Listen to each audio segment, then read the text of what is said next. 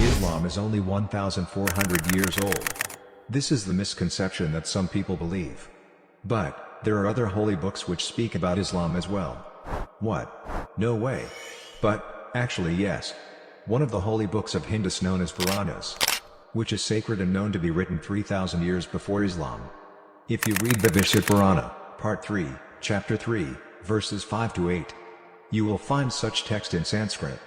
If you translate it in English, you will get this. At that time, a spiritual educator known as Muhammad arose among Mecca with his friends. Yes, you heard it right. Muhammad name is mentioned in the books of Hindus. It might be some other Muhammad. But wait. The verse continues by saying, My followers will be circumcised, without braids, with beards, who make a revolution, call to worshipping aloud, and assimilate all religions. They will eat animals without performing